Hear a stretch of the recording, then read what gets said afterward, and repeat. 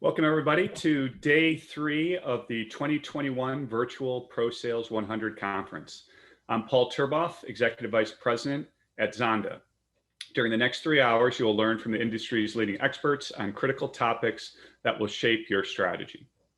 As you listen to these sessions today, you will have the opportunity to submit questions under the live Q&A tab and also download valuable material. Day 3 of the 2021 Virtual Pro Sales 100. Hi there, it's Paul again. So just making sure that everyone's there, I'd like to welcome you to the 2021 Pro Sales 100 Virtual Conference. I'm Executive Vice President at Zonda, and during the next 3 hours, you will learn from the industry's leading experts on critical topics that will shape your strategy.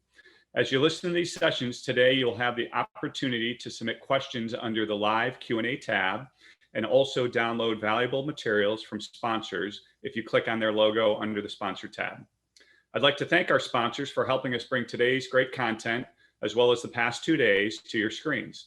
With a special thanks to our presenting sponsors, BuildExact, MyTech, ECI, Fortress, Simpson Strong-Tie, AppRite, Boise Cascade, Dealer's Choice, Epicor, Carriage Commercial Systems, Lanza, and Weyerhaeuser. So let's dig into the first session, the much anticipated M&A panel sponsored by MyTech. So here's a quick welcome video for us from the folks at MyTech.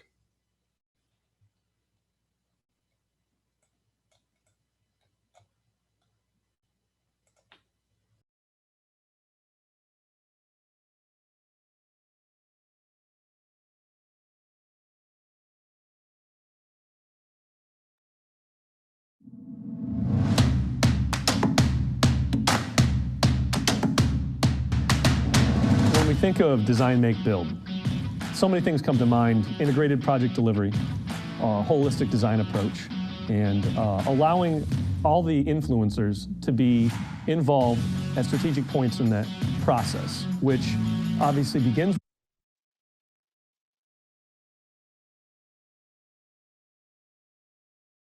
with the design, but should be facilitated through all aspects of make and build. And I believe that design professionals should be involved through that process as well. We've got to find a way to let how things can be built inform what is designed versus just reacting to design every time. You really don't want to design the product you're building, your home, without having manufacturing involved.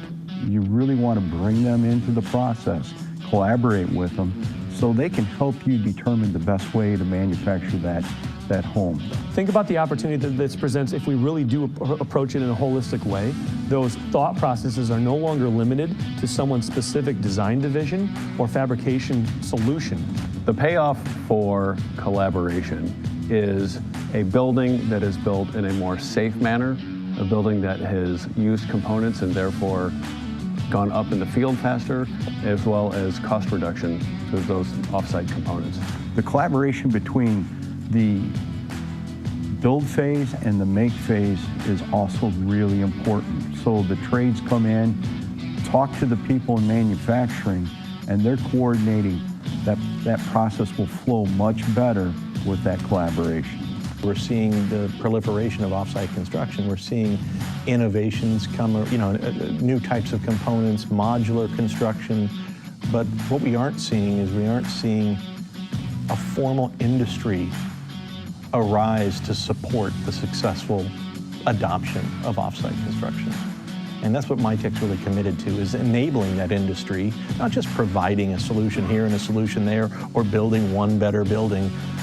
We're really focused on delivering those enabling solutions so that everyone can build better.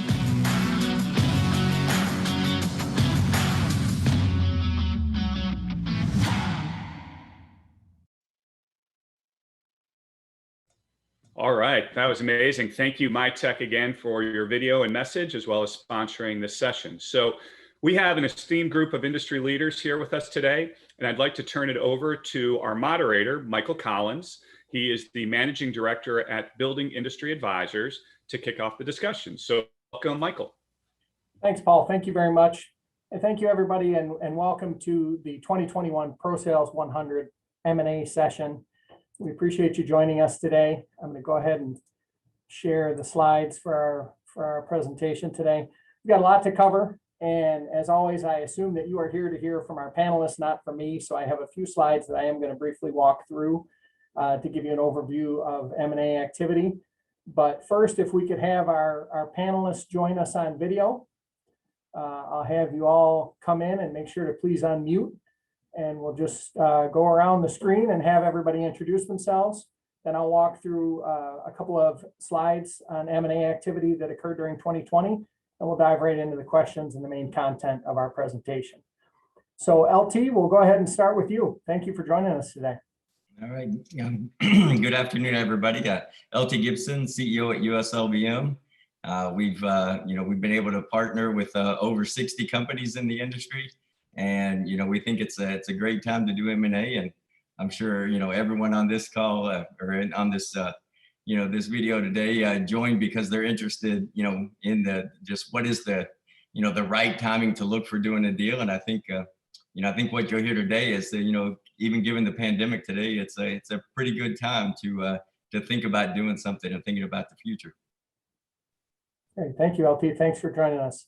Ryan, we'll have you go next, and you are muted, Ryan. So if you could unmute, thank you. And before you start, congratulations on your promotion. I hope you'll mention that in your introduction. Thank you for joining us. Sure. Thanks. And good afternoon, everybody. I'm Ryan Nelson, now Chief Financial Officer at SRS Distribution. I've been with the company now for about a little over 18 months. I came on board heading up our M&A and acquisition activity, broader corporate development efforts after a long career on the investment banking side. So certainly have been an intermediary associated with transactions and the kind of things we're going to talk about today. But feel very fortunate to have become a part of this organization and then have taken on this new role here at the company. For those who are not familiar, SRS is a distributor primarily of roofing products and related products, but we also have recently stood up a landscape products division, which is about 2 years old now. I'm going to talk a little bit more about the difference between those two and the M&A landscape for each a little bit later. Currently, we are over 400 locations in 43 states with sales now eclipsing $4 billion. And similar to LT, the company has been built largely via acquisition and new greenfield openings since its founding in 2008. We have partnered with, counting a transaction just closed this morning, over 90 partners, and we've opened a little over 130 new greenfield locations over that 12-year span as well. So look forward to the discussion today. Great. Yeah, thank you for joining us. We'll go with Steve Swinney from Kodiak. Steve, thank you for joining us. Good afternoon, everyone. This is Steve Swinney. I'm the CEO and co-founder of Kodiak Building Partners. We operate just under 100 locations around the country in various segments of the building product space.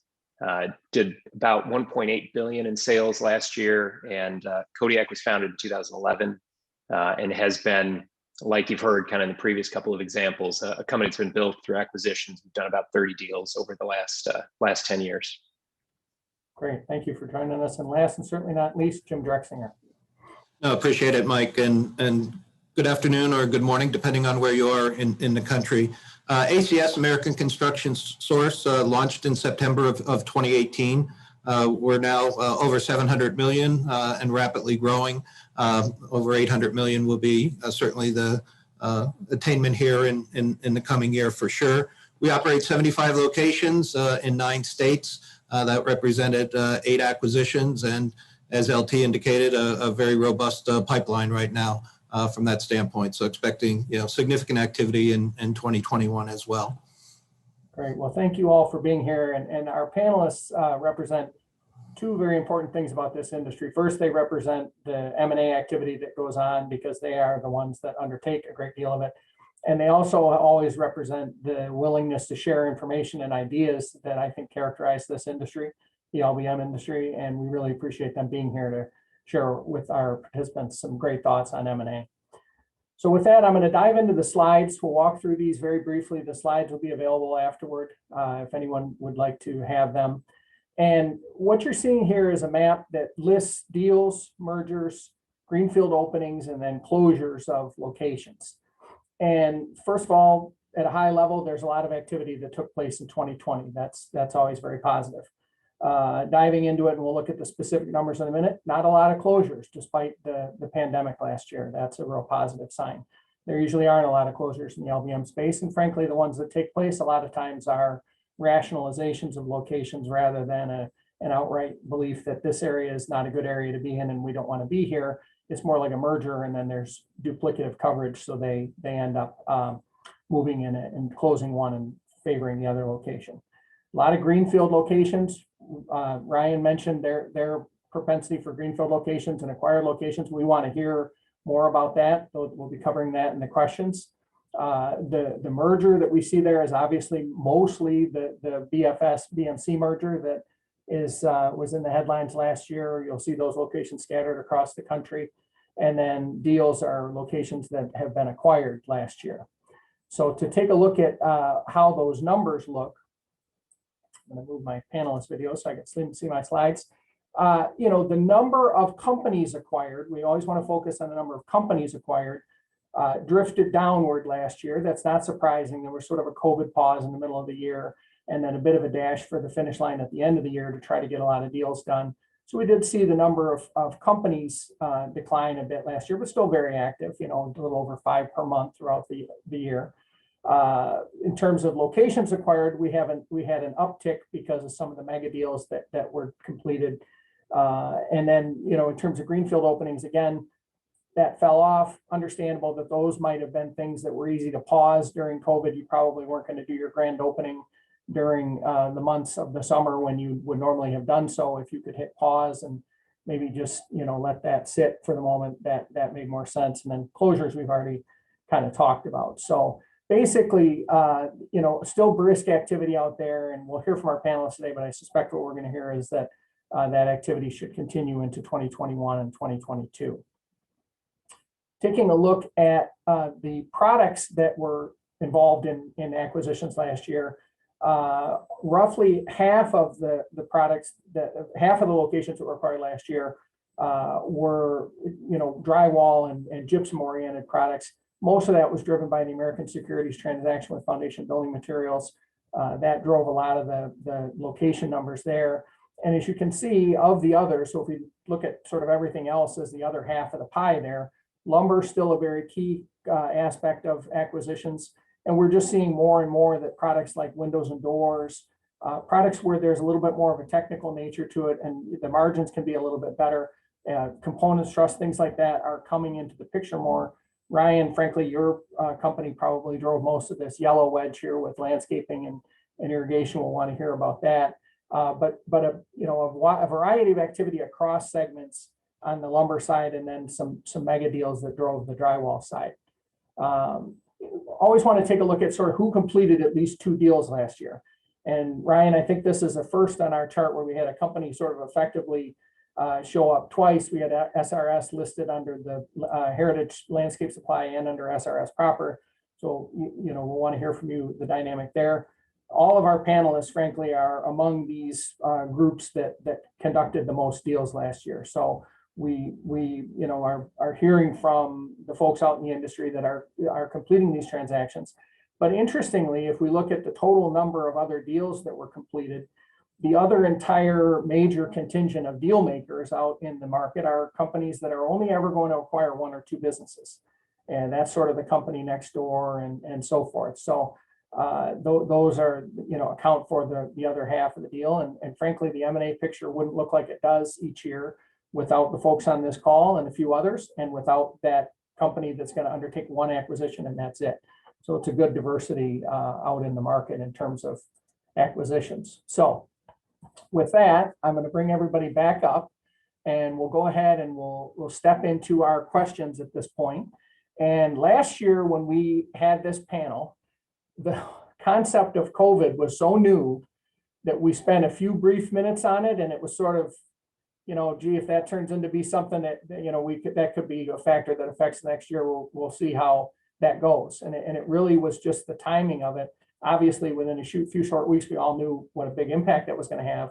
So I'll start off with a question related to COVID for our M&A experts.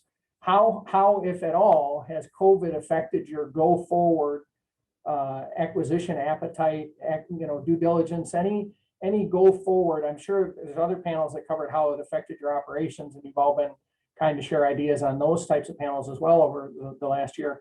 But I want to know, going forward from today, how is it going to affect your acquisition appetite? And we'll start with LT. Yeah, I think, there was certainly a pause, through that probably March to late July, even August timeframe, just as we kind of tried to understand, what COVID meant, for the industry in the future. But, it is interesting that COVID really became the impetus for the strong sentiment in housing in general. Not only does a house and a home mean more today, and it seems to be, it's a place of safety, a place, people want to invest. But it's also, when you think about the pent up demand, the interest rates still being at, pretty near all-time lows, COVID kind of, reminded everybody of how strong this industry was, where it's poised to go. So I think now what you see is really bullish sentiment, across the board, on the sector, on the industry, and housing in general. And I think, that translates into M&A. I mentioned before there, even in the middle of a pandemic, because it's still not over yet, now is probably, at least in my 30-year career, probably the best time to think about, a transaction if you're an independent or an owner. And, again, it's not just about, what's going to happen to the business in the future. It's how do you compete? The world is changing. There's consolidation in our industry. It's going to continue to be able to compete in tomorrow's world. You're going to have to, think about, resources and, how you purchase, how you transact. And, I think it makes sense for, for companies to join together to be able to, compete in that environment. And that's really the basis of USLBM. Great, thank you. Thanks very much. Well, we'll have our Ryan Nelson, if you could address that question for SRS, please. How has COVID affected your acquisition appetite going forward? Yeah, sure. And echoing maybe some of the things that LT said, after what I would call a brief pause last spring, just to give you some statistics, since you flashed them a moment ago in terms of our activity, we've closed 17 transactions since June 1st. So if anything, the pace has remained the same or accelerated. And I think it, leans on a lot of the things that LT pointed out, which is the market has remained very healthy. Yes, some of the deals we looked at, depending on where they were situated regionally. For example, we did a transaction in Washington State, right there at the epicenter of where COVID had begun. And so the performance of that business looked a little different than a business we acquired down in Louisiana, where things had been stronger and they had actually benefited from some storms. So there's a little bit of variation in terms of performance, but the appetite for sellers and buyers remained pretty healthy after that brief respite. I don't envision that changing whatsoever here in the next 12 plus or minus months. And after that, I don't have a crystal ball that goes further than that.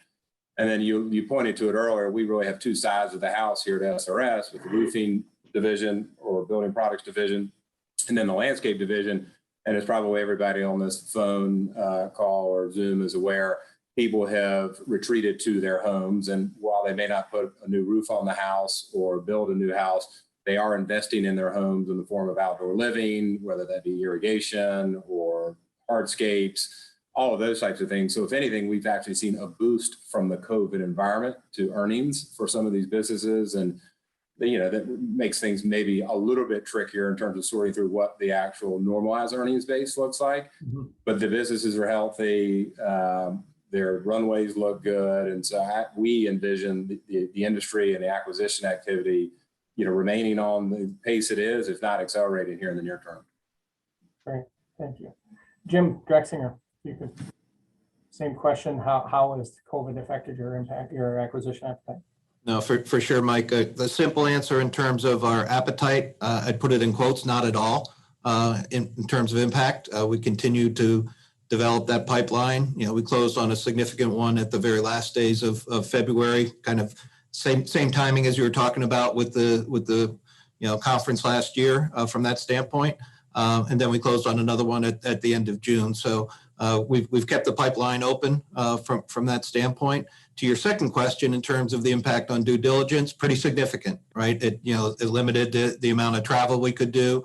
We tapped into our local leadership a lot more in terms of engaging them from that standpoint, and then doing a significant amount virtually, and not just in due diligence, but then post close, those integration activities as well.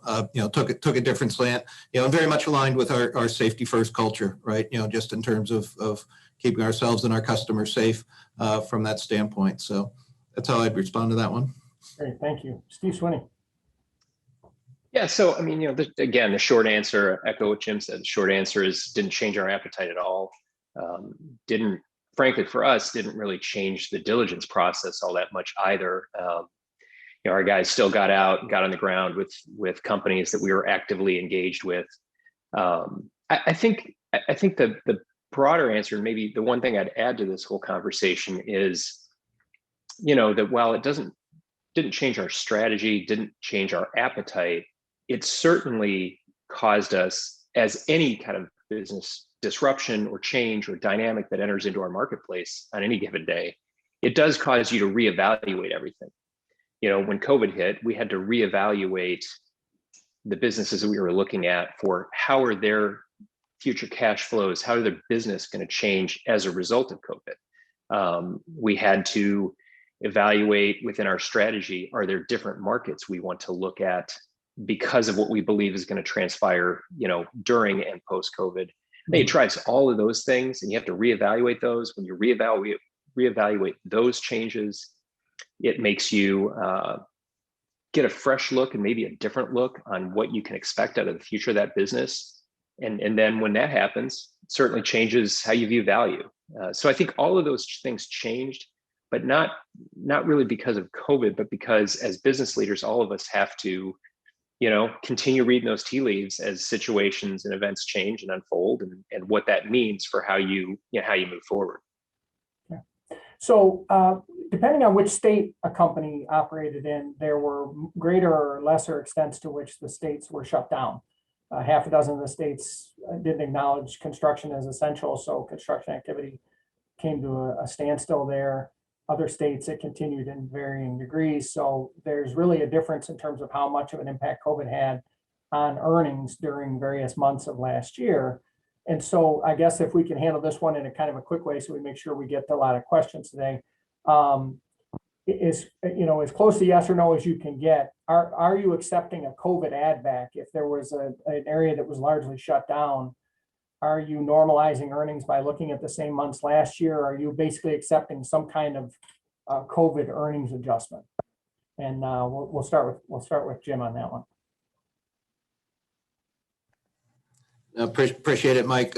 Certainly, you're spot on, right? The areas that were impacted, our Seattle business, significantly impacted. We actually had a bit of a slow bleed off of that because they allowed homes to be closed in just to get weather safe and the like. So, we had a little bit of a tail from it from that standpoint, but that, clearly was a, hard market for us to be hit. We have, several different kinds of businesses up there, in millwork, manufacturing location, and LBM distribution business as well. Then other markets like Colorado, and it wasn't the whole state, but in the geographies where we're in, there was local municipalities who were taking, much more aggressive stands than even the states were from that standpoint.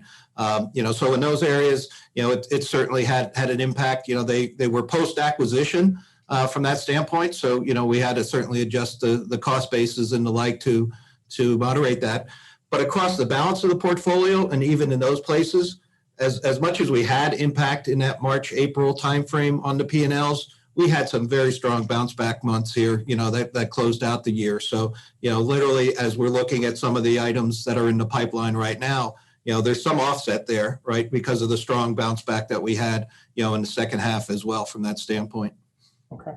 All right, Stephen, I'll have you address that if you would. So you're looking at a business, they had a harder shutdown, they had some COVID affected months. Are you accepting a COVID add back on a business you're looking to acquire right now?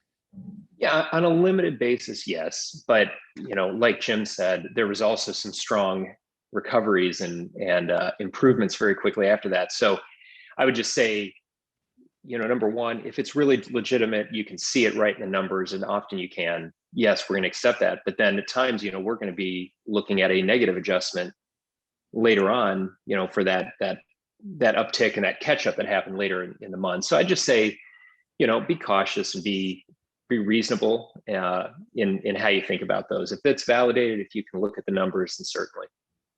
Okay, Ryan, COVID add back or not? Real quick, I would say largely yes, willing to quote provide an add back, and I view it less as an add back, maybe is just looking at a more fulsome picture. What were they doing before that? What are we expecting that they're going to do after that, which is frankly more important, because what we're buying is not in the rearview mirror, but in the forward look. So that's something we've always done, and I know all these guys have done as well. So yes, did we turn a blind eye if they had a few bad months? We did. I would say maybe more interestingly on the flip side, particularly here in the last quarter to 2 quarters, and this is on the roofing side and even more so for us on the landscaping side, is actually having to navigate what we refer to as the COVID bump and how sustainable those earnings are.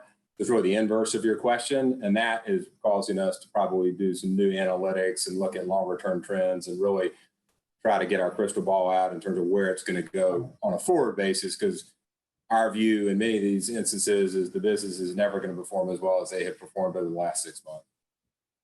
Okay, LT, how about you? COVID add back, COVID bump? Yeah, I'll try to go quick because I know everybody would get a little long here, but both ways. I mean, we've seen positive COVID impacts, negative COVID impacts. It really depends on the market, on the timing, what's happened since. But some markets went through completely unscathed, maybe even to the positive. So we're doing, Jim Hooper and his team do a great job of normalizing earnings and figuring out the run rates of those businesses. Okay, so we'll try to make this another quick one. If your 2 options to expand into a given area are greenfield versus acquisitions right now, qualitatively, we're not looking for any precise trade secrets or anything, but qualitatively, are you leaning more toward one or more toward the other in 2021? Which will you do more of? Greenfield or acquisitions? LT, we'll start with you. Michael, I'll start with a hint. So I think across the board, we typically will always go acquisition into a new market. We will certainly greenfield, into that market and grow. But our preference is always to partner with a great company, and help them, with some of the resources we bring to bear. That's awesome. I gotta get a sign like that. I love it. Steve, greenfield or acquisitions the next year? Yeah, first, LT, I don't know, your screen was kind of blurry in the background, so none of us really got what was on the wall there. No, that's great. Our acquisitions, I think we, in most cases, strongly prefer to acquire versus greenfield. I think there's certain market dynamics that can drive a change in that, but most of the time we're going to be looking at partnering with great local operator versus trying to come in and create new competition. Okay, and Jim, acquisition or greenfield? Acquisition for sure, and a very similar model. Take our Northern California market, where we bought 3, really good companies, all had different parts and pieces of the puzzle. So we've greenfield, if you will, a new, manufacturing location. So it gives us more efficiency, more capacity, and the like. But the reality is there's very few markets that don't have enough capacity. So you buy, the right set of assets, supplement it like LT said, or Steve, you might need to put an extra facility in there. So yes, it's a new address, if you will, but it's really just taking and capitalizing on the assets that you bought on the M&A side. Makes sense. Yeah. Thank you. Ryan, greenfield or acquisition? I would say probably a clean sweep on balance and acquisition, just from the expediency of it and having, a team in place and location or locations in place. I will say, however, now that our footprint on the roofing side has matured, we can't, all the time dictate that be the case. So we're opportunistic in a given market or region to fill holes with either or. And we're quick to stand up a greenfield if need be, obviously subject to finding the right team to do that. So I would say we're equal opportunity across the 2 strategies, and it's a little bit just location specific. Right. Okay.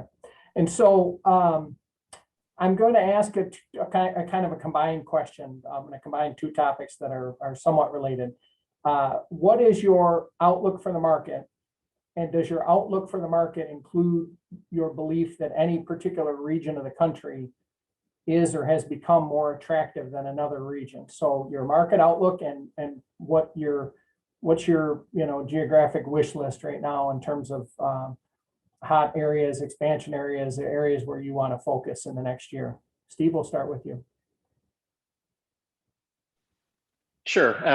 So, I'll kind of answer that a couple different ways. Certainly, we're pretty diversified. We serve not only the single family market, which is I know what a lot of us all we certainly gravitate towards and think about that. It's a big part of our business. But, we also operate in a lot of the commercial sector, certainly in multifamily and even, in the infrastructure world. And so I'd say overall, our outlook is pretty positive. Certainly single family feels very strong right now. I think we see multifamily stabilizing, commercial, which for obvious reasons was hit pretty hard last year. I think we see a little longer runway to getting back to some tailwind in that space. And then the infrastructure, that's always driven somewhat by watching what the government does, what kind of funding is there. But that's a space that I think we feel pretty bullish about in a very gradual, moderated basis over the long run.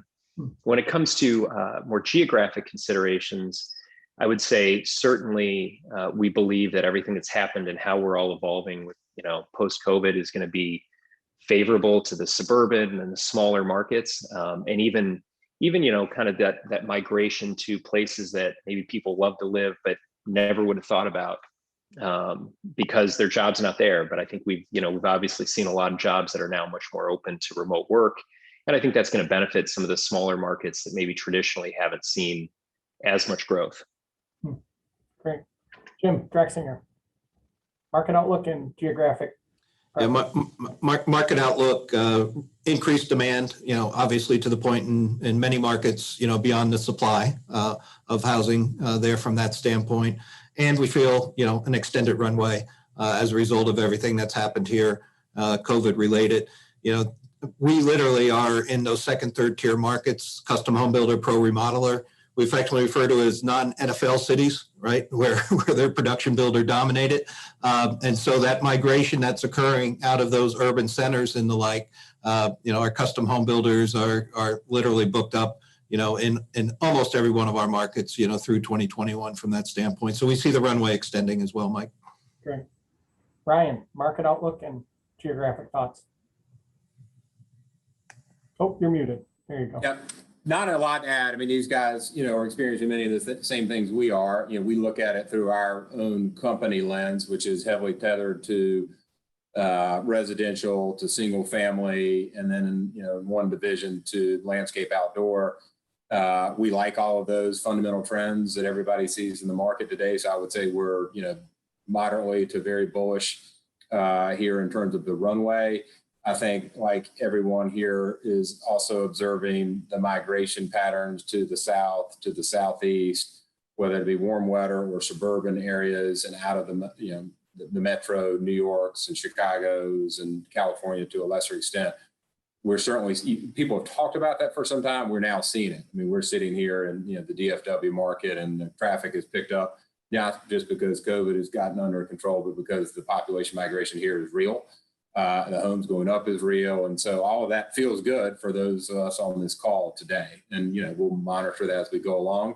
And we don't think that this COVID push to these areas is a temporary thing. I think this is a secular trend, not a cyclical trend that we're observing. Thank you. LT, market outlook and geographic thoughts. Yeah, I think, as I mentioned in the open, certainly bullish, on the fundamentals of housing in general, just given the underbuild and the pent up demand that we see. As far as geography, if you look at where USLBM is today, we're closing down 300 locations. We've got a pretty good percentage of those are in the, the Northeast, Midwest, kind of heading down into Florida. So we've got to focus, in the, the Southern markets and the Western markets. But if you really look at the last 8 acquisitions that we've done, they've been pretty spread out across the country. So, we still feel like we're really focused on diversity, of product, of customer type. So it's not just the custom builder, and the remodel customer, it's the national home builder, it's the, multifamily builder and the commercial, constructors. So we're bullish on the sector, in general. Great.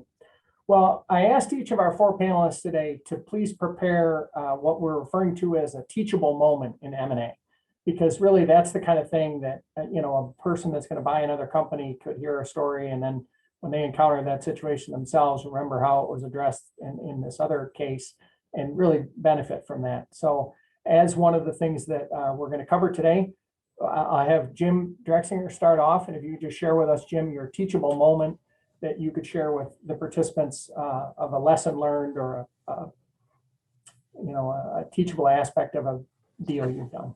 No, I appreciate it, and taking a little different approach and a page out of our M&A playbook. We work very hard to engage, 1, 2, 3 additional members of the management team, in the front end, in the due diligence process. And that's, in many cases beyond the owner. That owner typically doesn't want to do that, right? Just from a confidentiality standpoint. Right. But we work hard to get buy-in on that concept. We do it, and the understanding comes from, helping them see, it's going to be a successful transition. We're going to prevent, some business disruption, in that process and accelerate the integration and always come up with valuable perspectives there. And in some cases, the owner, I didn't know that about my business, right? They're learning about their business through some of the steps of the due diligence process. It makes a smoother day one reaction and integration because you have a few more voices who understand why the owner's doing what they're doing.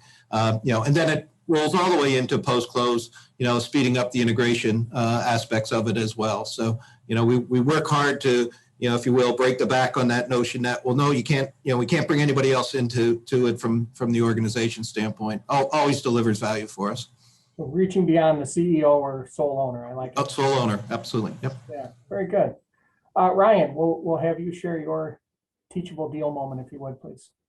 Sure. And, rather than a specific deal or moment, I thought I'd maybe offer just a couple broader themes that we focus on here at SRS. And it ties a little bit to some of the comments Jim made, and both center around people, which probably doesn't come as a surprise. When you sell stuff for more than you paid for it, you really got to focus on the people and how things work, because what we do at the end of the day is pretty straightforward exercise, just done right.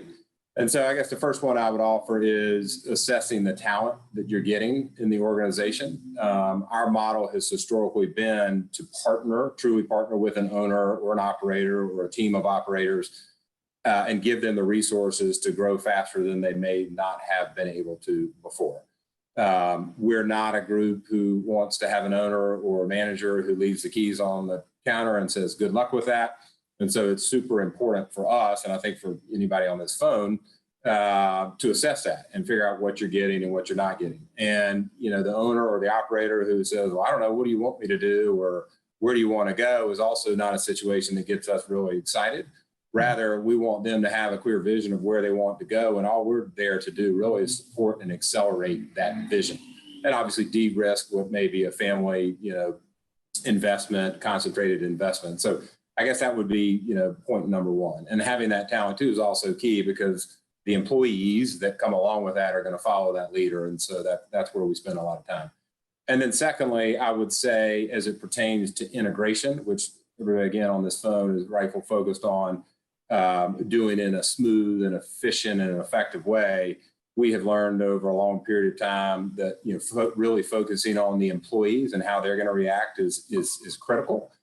You're talking about a group of people who may have just found out about the circumstance and the business being sold from a longtime family business. Who is this new group, even if they know who it is in name, and figuring out a way that you can not prolong the benefits or drag it out, but make sure that they assimilate in an orderly way in a less, as little disruptive way as possible. And it's hard work, as this group can tell you. And we have been at fault, certainly in times of throwing too much too soon at the company or the people, and have worked really hard to figure out what has to come sooner than later. What order should it come in? How do you do that? How do you communicate that, rather than just maybe the full Band-Aid rip? Sometimes that works. Most of the time it doesn't. And it's really about, a smooth assimilation, cultural buy-in, and just taking the time to execute that properly. All right. Thank you. LT, teachable moment. Yeah, I'll certainly echo those, but I'll add, our example was, it's one we've seen really time and time again. And I think it's maybe something that's missed by a lot of the sellers is, that there really is power in each of these models. There are, certainly power in the partnership when you think about how to compete and make your business better. So, the example I thought of was one we've seen that, it's recurred, time and time again in our model. It's a, probably a mid-single digit earning company that we acquired that sold the traditional products. And, between the resources, you think about the purchasing power, the, technology, maybe access to new products. When you think about those resources coupled with a really progressive management team, which is exactly what we have in the example that, that I'm thinking of, we were able in a year and a half to double their earnings, on the same sales. And now their sales are starting to show, mid-teen growth as well because of these new products and this aggressiveness.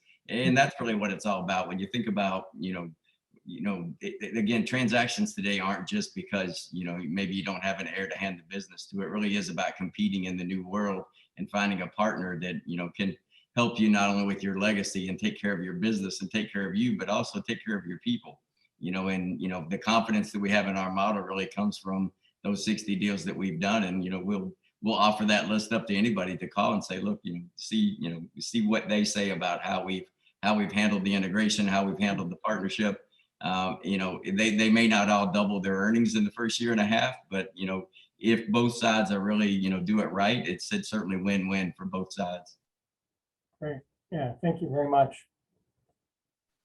Steve Swinney, teachable moment for us. Yeah, so, I think the teachable moment that I would zero everyone in on for us that I'd share is just that an acquisition is not a financial transaction. It's a strategic decision for your business, and it's a strategic partnership with the people that you're going to be working with. The example I'd share with all of you is I go all the way back to the very first deal that we started the company with, and that was Barton Supply. And of course, that was in 2011. We were all reeling from the downturn and all kind of starting to get our legs under us.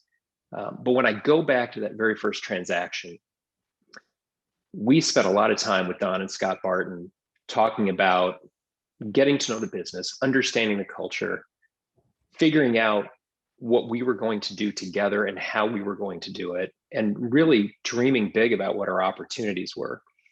And literally over the last 10 years, and the story continues, it's been about collectively working to remake business processes, leverage each other's strengths, develop people, and then pursue and fulfill that culture and vision that we'd laid out literally back in literally 10 years ago, back in the spring of 2011. And I think that particularly with a transaction, thinking about a transaction like that that's got so much history for us, I can look back now and kind of see, okay, well, how'd that work out for us, and what is that day in and day out application of the plans and the visions and the ideas we had back then? What does it lead to? For us, that company, we've had tremendous leaders develop both within and then come out of that organization to benefit kind of more broadly Kodiak. We've had tremendous top line growth, earnings growth that I don't think any of us back then really envisioned. Way beyond what we hoped for and anticipated, and just accomplishments within the business in terms of the processes and the way we do things that kind of just way exceeded our expectations. But I think it all goes back to the fact that we didn't just sit down and buy a business and buy assets from them. We formed a partnership, and we formed and developed a strategy. And so for most of the people that are on this call that probably, like you said at the outset, Michael, that, maybe you're going to do one transaction being a buyer in your life. I just say it's, this is in your wheelhouse. It's what you do every day. You develop strategies, you form partnerships, you develop people. That's ultimately what an acquisition transaction really is. Great, thank you. Thanks for those thoughts. I'm going to ask our panelists to sort of put their seller hats on now, briefly, for a couple of audience questions that will require a little bit of the perspective of the seller, but obviously also your perspective as buyers. This is an audience question, what can a potential seller of an LBM business do to prepare that business in advance in order to maximize the valuation of the company. Now, that's the part that as the buyer, you don't necessarily want the value to be maximized, but you do want valuable companies and you want well-run and profitable companies. So I don't think it'll be too much of a stretch for any of you to address that. What can they do to prepare a business for sale? Ryan, we'll start with you. Sure, I'll offer a couple, and I know folks will have more to add. So two things that come to mind.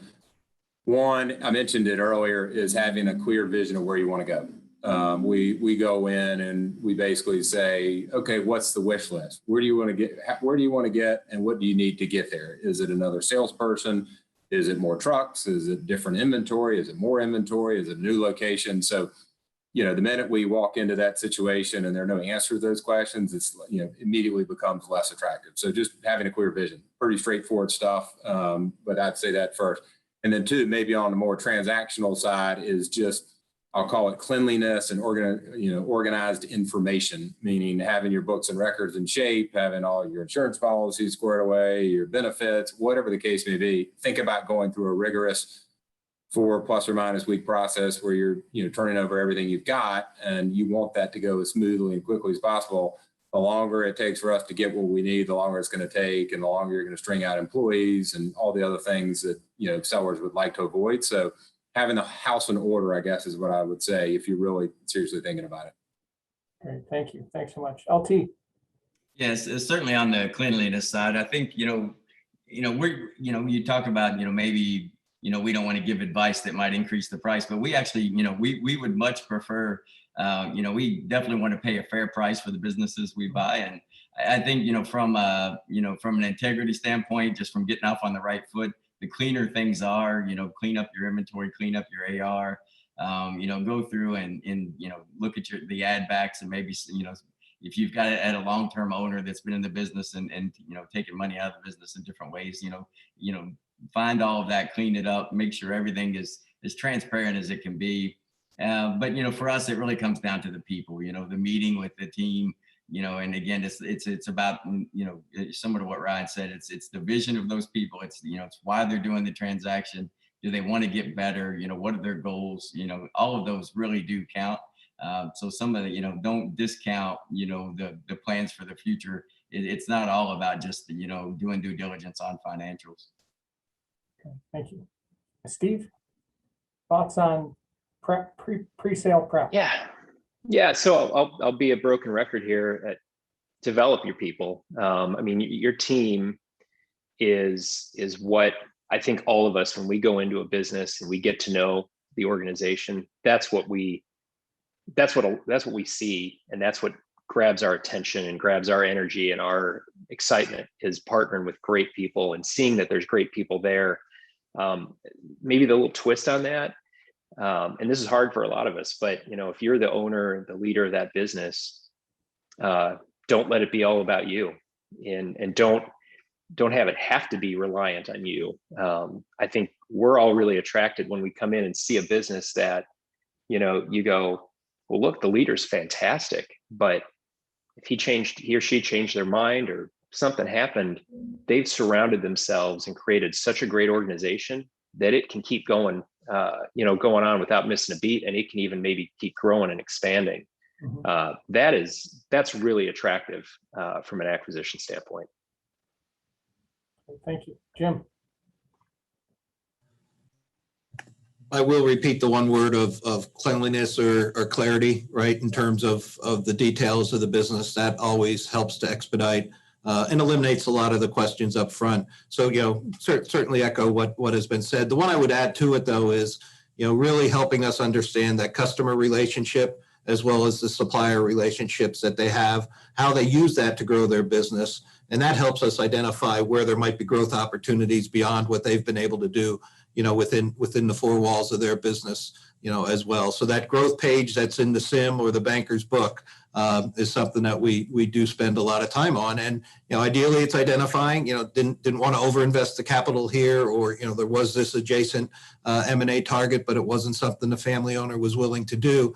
But clearly identifying those opportunities, are, something you don't pay for in the transaction, but they're things that to LT's comments, you get to a fair value for the business, but then we have line of sight to how, our investments help to, take that business to the next level from that standpoint. Mhm.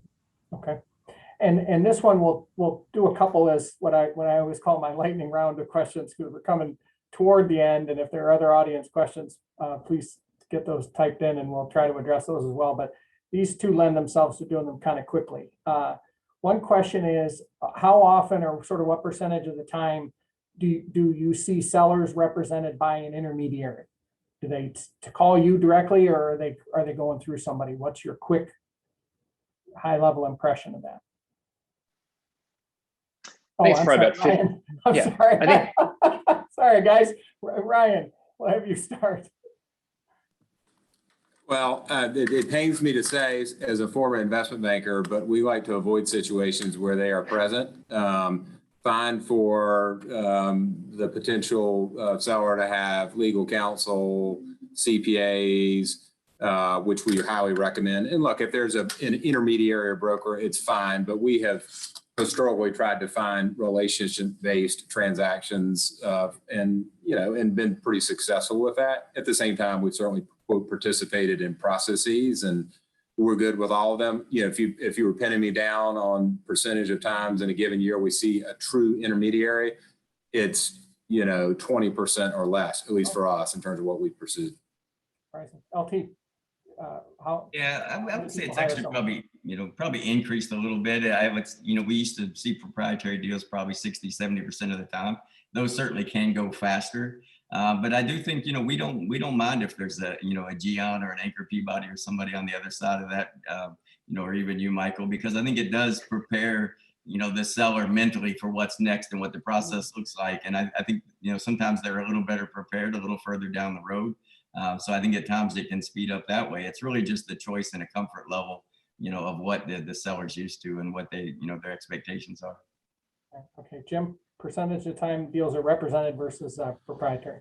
Yeah, and I'd split the answer into two parts. One, the tuck-ins, where we're already in a geography and it's a local tuck-in that we're bringing in under that geographical umbrella. Large percentage of those are proprietary. That they may have their banker, their CPA involved in it, but it's not it's not a formal investment banker running books from that standpoint. If it's a new geography, then the percentages is a bit higher. That we end up needing to have those kind of opportunities brought to us. But, when we create a reputation within a geography, a lot of those come in proprietary.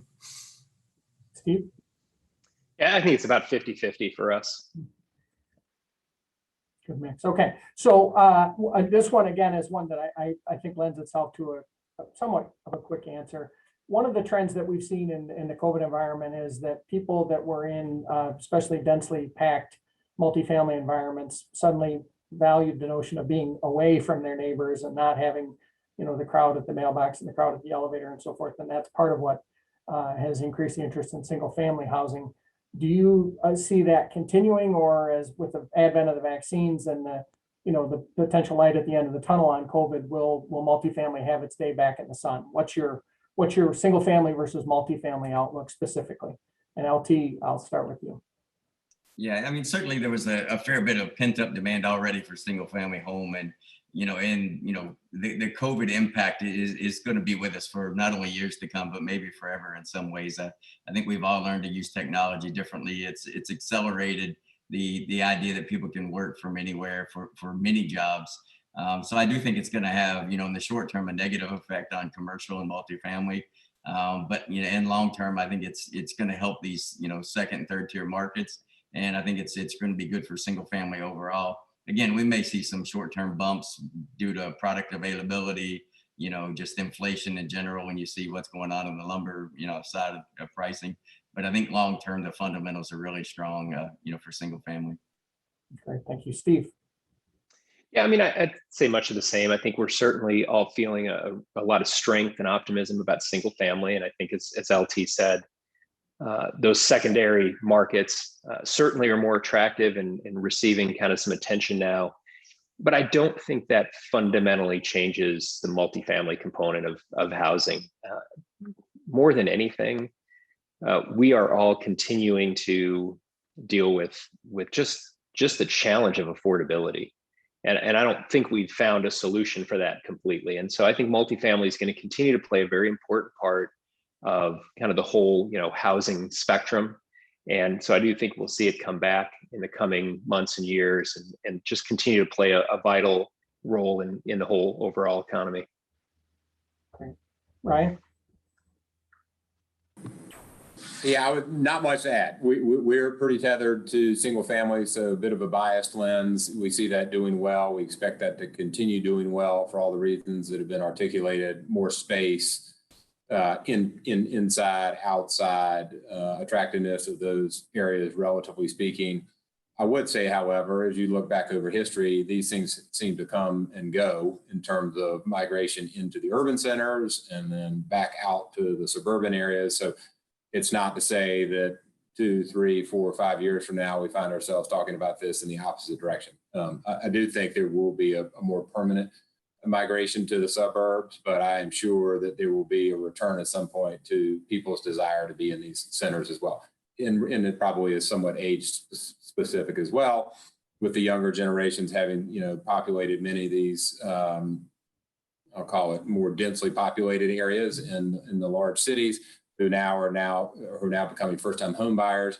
I think Steve hit the nail on the head. If they can't afford to be first-time home buyers, and where does that leave them? Probably leaves them in some of these spots, over the long term. Okay. And thoughts on that, Jim, that you can share?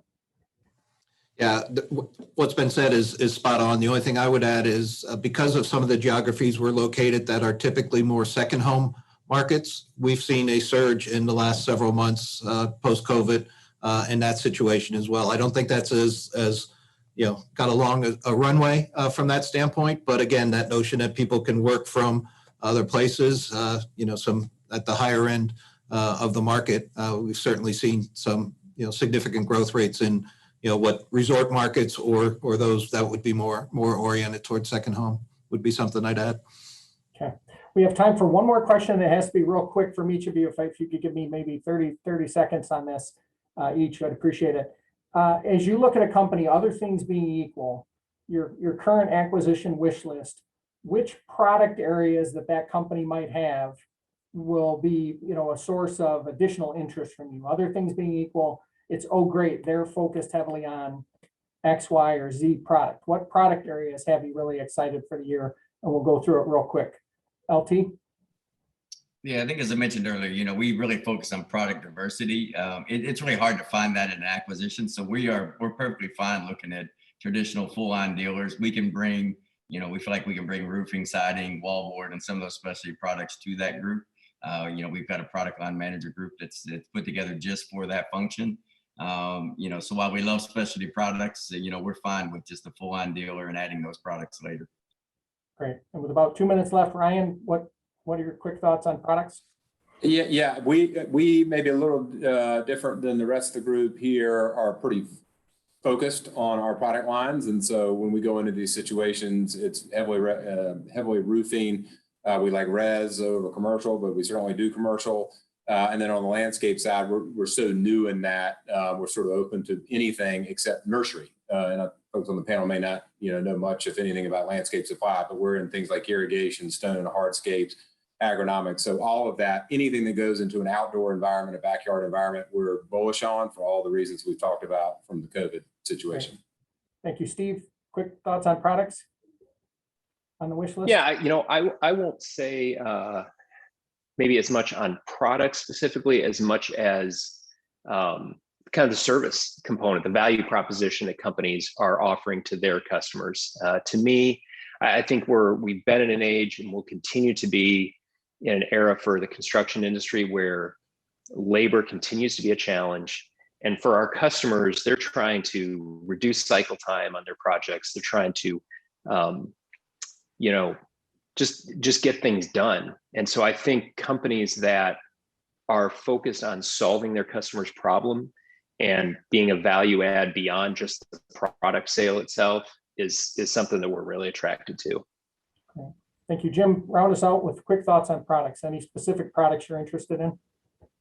Manufactured value add, whether that be in the millwork category or the components. You know, many of the acquisitions we do are not of enough scale to afford that. When we build out a market, we can bring that manufacturing capability, the value add products to their portfolio.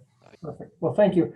Gentlemen, listen, thank you as always for your willingness to share your thoughts with our audience and our participants. It makes it a valuable panel every year, and it's really my honor to be a part of it. So thank you all for joining us.